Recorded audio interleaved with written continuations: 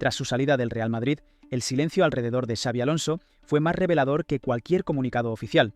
No hubo ruedas de prensa largas, ni explicaciones detalladas, ni intentos reales de justificar lo ocurrido. Solo una sensación incómoda flotando en el ambiente. Algo se había roto por dentro mucho antes de que se hiciera público. Xabi Alonso no cayó por una goleada, ni por una mala racha evidente. Su salida no fue consecuencia directa de los resultados. Fue el desenlace de un proceso mucho más delicado y peligroso en el Real Madrid. La pérdida progresiva del control del vestuario. Un desgaste silencioso, invisible para el gran público, pero imposible de ignorar para quienes viven el día a día desde dentro. Durante semanas, incluso meses, el equipo siguió compitiendo, ganó partidos, mantuvo la fachada, pero bajo esa superficie empezaron a aparecer señales difíciles de tapar, miradas que ya no buscaban al entrenador, decisiones tácticas que se aceptaban sin convicción, silencios prolongados donde antes había confianza. El problema no fue una discusión concreta ni un choque puntual, fue algo peor, una erosión lenta de la autoridad. Porque en el Real Madrid, cuando un entrenador deja de ser incuestionable, el final nunca llega de golpe, llega en silencio. Y cuando finalmente se anuncia la salida, la pregunta no es por qué se fue.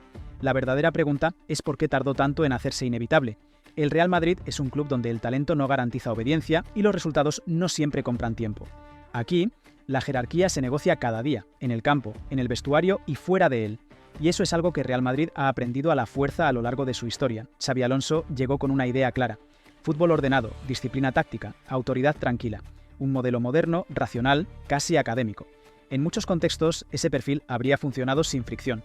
Pero el Real Madrid no es un contexto normal. Es un ecosistema donde conviven egos gigantes, liderazgos consolidados y jugadores acostumbrados a decidir partidos. Y también dinámicas internas. Aquí el vestuario no se controla solo con pizarra, se gestiona con sensibilidad, con lectura política, con concesiones calculadas. Y cuando esas concesiones no llegan, las tensiones no estallan, se acumulan. Desde dentro, quienes conocían el funcionamiento del club sabían que el reto de Xabi no era táctico, era humano. Tenía que convencer a estrellas que ya lo habían ganado todo. Tenía que ordenar jerarquías sin romperlas y tenía que hacerlo sin traicionar sus principios. Ese equilibrio es extremadamente frágil y cuando empieza a romperse, el Real Madrid no avisa, simplemente observa, porque el club no espera a que el conflicto sea visible. Actúa cuando detecta que el vestuario ya no camina en una sola dirección y ahí es donde empieza esta historia, no en un partido concreto, no en una derrota dolorosa, sino en la dinámica interna de un vestuario que dejó de responder como un bloque. Al principio, todo parecía encajar. La llegada de Xabi Alonso fue recibida con respeto inmediato. No necesitó levantar la voz ni imponer su presencia. Su pasado como jugador, su inteligencia táctica y su imagen de líder sereno le dieron crédito desde el primer día. Los entrenamientos eran intensos, meticulosos, diferentes. Había una sensación de orden, de estructura, de proyecto claro. Muchos dentro del club hablaron de una nueva etapa, de una evolución natural hacia un Real Madrid más controlado, más racional, menos dependiente de impulsos individuales. Los primeros meses reforzaron esa percepción. El equipo competía, respondía y, desde fuera, la autoridad del entrenador parecía intacta. Pero dentro del vestuario empezaron a surgir matices, pequeños gestos que no se reflejan en los resultados, pero que dicen mucho más de lo que parece. Algunos jugadores comenzaron a sentirse encorsetados. Otros no entendían ciertos roles cambiantes. Había decisiones que se aceptaban, pero no se compartían. Y cuando un vestuario deja de compartir, aunque siga obedeciendo, la grieta ya está abierta. Xabi Alonso se mantuvo fiel a su idea. No corrigió el rumbo, no suavizó el mensaje. Confiaba en que el tiempo y los resultados consolidarían su autoridad. Pero en el Real Madrid, el tiempo no siempre juega a favor del entrenador, porque mientras el proyecto avanzaba sobre el césped, por dentro empezaba a formarse una pregunta silenciosa que nadie se atrevía a decir en voz alta. ¿Hasta qué punto este vestuario estaba dispuesto a adaptarse sin negociar nada a cambio? Número 5. Rodrigo.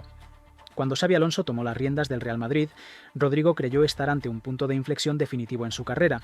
Joven, decisivo en noches grandes y con el respaldo de la afición, todo parecía alineado para que se convirtiera en una pieza central del nuevo proyecto.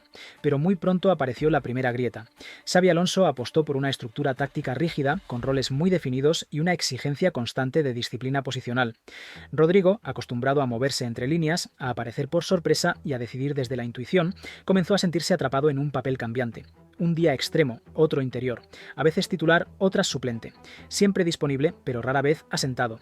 Desde dentro del vestuario, personas cercanas recuerdan a un jugador que no cuestionaba públicamente las decisiones, pero que empezó a mostrar señales claras de frustración. Menor implicación en los entrenamientos. Gestos de incomodidad al ser sustituido. Conversaciones cada vez más breves con el cuerpo técnico. El punto de inflexión llegó en un partido clave, cuando Rodrigo fue sustituido pese a estar rindiendo bien. En el banquillo, su reacción fue fría. No hubo palabras, no hubo reproches. Solo una distancia evidente. Para Xabi Alonso fue una decisión táctica. Para el jugador, el mensaje fue personal. Desde ese momento, la relación se volvió funcional, pero tensa. No hubo ruptura abierta, pero sí una pérdida progresiva de confianza. Y en un vestuario como el del Real Madrid, cuando un jugador joven deja de sentirse respaldado por su entrenador, el ruido no tarda en extenderse. Este fue el primer aviso, silencioso, controlado, pero decisivo. Y a partir de aquí, los conflictos ya no serían tan fáciles de disimular. Número 4. Aurelien Tchouaméni. Con Tchouaméni, el conflicto no tuvo que ver con actitud ni con falta de compromiso. Fue algo más complejo y a la vez más peligroso, la incertidumbre constante. Cuando Xabi Alonso llegó, el francés creyó que por fin tendría continuidad y un rol claro. Sobre el papel, la relación parecía natural, un entrenador que había sido mediocentro entendiendo a otro mediocentro, moderno, físico y táctico. Pero la realidad fue distinta. Desde las primeras semanas, Xabi empezó a modificar su posición, a veces pivote puro, otras central improvisado, en ocasiones simple pieza de rotación. Oficialmente era versatilidad. Internamente, quienes seguían el día a día hablaban de un jugador cada vez más desorientado, sin saber exactamente qué esperaba su entrenador de él. Las sesiones de vídeo se volvieron tensas. Xabi señalaba errores posicionales con especial dureza, insistiendo una y otra vez en detalles que, según algunos compañeros, no se exigían con la misma intensidad a otros jugadores. Tchouaméni no protestaba, no discutía, asentía y seguía trabajando. Pero el mensaje empezaba a calar. El momento clave llegó cuando, en una serie de partidos importantes, su presencia en el once inicial comenzó a desaparecer. Para un jugador que se veía como pilar del futuro del club, aquello fue un golpe directo. La comunicación entre ambos se redujo al mínimo. No hubo enfrentamientos, no hubo gritos, solo una distancia fría que se fue instalando sin remedio. Este conflicto nunca ocupó titulares, pero dejó algo mucho más delicado en el vestuario, la sensación de que incluso los proyectos de futuro podían quedar en duda. Y cuando eso ocurre, la confianza en el entrenador empieza a resquebrajarse por lugares invisibles. Con Rodrigo fue el primer aviso. Con Tchouaméni, la duda empezó a extenderse y el vestuario comenzó a observar con más atención de la que Xabi Alonso imaginaba. Número 3. Jude Bellingham. Con Bellingham, el conflicto fue especialmente sensible porque tocó el corazón del proyecto.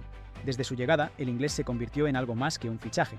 Liderazgo inmediato, impacto constante y una presencia que trascendía el juego. Para muchos dentro del club era el rostro del nuevo Real Madrid. Al principio, Xabi Alonso vio en él al futbolista total, capaz de abarcar campo, conectar líneas y asumir responsabilidades en los momentos clave. Pero con el paso de las semanas, el técnico empezó a ajustar su rol. Menos libertad ofensiva, más obligaciones defensivas. Un cambio pensado para el equilibrio colectivo, pero que alteró algo más profundo. Dentro del vestuario, esa decisión no pasó desapercibida. Bellingham no entendía por qué se limitaba deliberadamente su influencia en ataque, especialmente en los partidos grandes. Nunca lo expresó públicamente, nunca desafió al entrenador de forma directa, pero su entorno hablaba de una frustración creciente. Para un jugador acostumbrado a decidir encuentros, retroceder un paso se sentía como una señal, y cuando sus cifras comenzaron a bajar, las críticas externas no tardaron en aparecer. Xabi Alonso se mantuvo firme, no corrigió el plan, no hizo concesiones. Esa rigidez empezó a interpretarse como algo más que una decisión táctica. Para algunos era un mensaje, nadie estaba por encima del sistema, ni siquiera la nueva estrella. Las charlas se volvieron más frías, más mecánicas, menos compartidas. Lo que para Xabi era coherencia, para Bellingham empezaba a sentirse como desconfianza. Y cuando el jugador que encarna el futuro percibe eso, el vestuario entero lo nota. Aquí ya no hablamos de un rol mal definido, hablamos de estatus, de poder simbólico. Y a partir de este punto, el equilibrio interno quedó seriamente tocado. Número 2. Kylian Mbappé. Aquí es donde la situación se volvió realmente inestable, porque Mbappé no era un jugador más, era un proyecto en sí mismo, un fichaje con peso deportivo, mediático y simbólico, el rostro del futuro inmediato. Y cuando Xabi Alonso llegó, supo desde el primer día que su relación con él marcaría el destino del vestuario. El entrenador quería un colectivo estructurado, disciplinado, sin privilegios visibles. Mbappé llegaba con un estatus incomparable, acostumbrado a ser el centro absoluto del juego y del relato. Dos centros de poder destinados a chocar. Desde las primeras semanas, la incomodidad fue evidente. Las diferencias empezaron por lo táctico. Xabi exigía más implicación sin balón, más paciencia en la construcción, más respeto al sistema. Mbappé percibía esas consignas como limitantes. Las conversaciones fueron correctas, educadas, pero cargadas de tensión. No había confrontación abierta, pero tampoco entendimiento real. El punto de quiebre llegó en un gran partido, cuando ciertas decisiones tácticas fueron interpretadas como un cuestionamiento directo a su rol. En el campo, los gestos cambiaron. Menos asociaciones, más acciones individuales. Fuera de él, la comunicación se redujo al mínimo. Dentro del vestuario, el mensaje fue fue devastador. Si el entrenador no cedía ni siquiera con la gran estrella, ¿hasta dónde estaba dispuesto a llegar? Algunos lo vieron como una señal de autoridad, otros como una rigidez peligrosa. Y ahí, por primera vez, el grupo empezó a dividirse internamente. No hubo ataque público, no hubo declaraciones cruzadas. Pero la convivencia se volvió insostenible. En el Real Madrid, cuando el entrenador y el rostro del proyecto dejan de avanzar en la misma dirección, el desenlace rara vez se hace esperar. Y solo quedaba un conflicto, el más simbólico de todos. Número 1. Vinicius Jr. Con Vinicius, el conflicto no fue táctico ni contractual, fue algo más profundo y más peligroso, una colisión de identidades. Cuando el brasileño se consolidó como el jugador más determinante del equipo, Xabi Alonso ya no solo gestionaba un vestuario, gestionaba emociones al límite. Vinicius competía desde la intensidad absoluta. Vivía cada partido como una batalla personal. Protestaba, gesticulaba, aceleraba el ritmo incluso cuando el equipo pedía pausa. Para Xavi, eso no era solo una cuestión de carácter, era un problema de control colectivo. Su idea de fútbol exigía orden emocional, incluso en la adversidad. Desde dentro, quienes compartían el día a día recuerdan escenas que no salieron en televisión. Correcciones constantes, mensajes privados insistiendo en el sacrificio sin balón, llamadas al autocontrol tras partidos de máxima tensión. Vinicius escuchaba, pero no siempre aceptaba. Sentía que se le pedía renunciar a lo que lo hacía diferente. El punto de ruptura llegó en un partido clave. Vinicius fue sustituido pese a ser el jugador más desequilibrante del equipo. En el banquillo, su reacción fue inmediata. No miró al entrenador, no intercambió palabra. El silencio fue más elocuente que cualquier gesto. Para Xabi Alonso, esa escena fue una señal inequívoca. La estrella más visible empezaba a desafiar su autoridad, no con palabras, sino con actitud. Y en el Real Madrid, cuando eso ocurre, el vestuario observa y aprende. No fue una pelea, no fue una discusión pública. Fue algo peor, la confirmación de que el control ya no era total. La salida de Xabi Alonso no se decidió en un solo partido ni tras una derrota concreta. Se construyó lentamente, a puerta cerrada, a través de decisiones tempranas, silencios prolongados y una erosión progresiva de la confianza interna. Los resultados importaban, sí, pero importaba más el equilibrio del vestuario. Y ese equilibrio estaba dañado. Xavi nunca suavizó su mensaje. Nunca negoció su idea para proteger estatus. Fue fiel a sus principios hasta el final. Para algunos, eso fue una virtud. Para el club, fue un riesgo. Porque en un entorno donde la autoridad no solo se impone, sino que se administra, la rigidez termina pasando factura. El Real Madrid no cuestionó su capacidad táctica. Cuestionó su capacidad para sostener un vestuario lleno de centros de poder. Hoy el club sigue adelante, las luces siguen encendidas. Pero esta etapa deja una pregunta incómoda flotando en el aire. ¿Hasta dónde puede llegar un entrenador sin ceder jamás, cuando el vestuario exige algo más que ideas claras?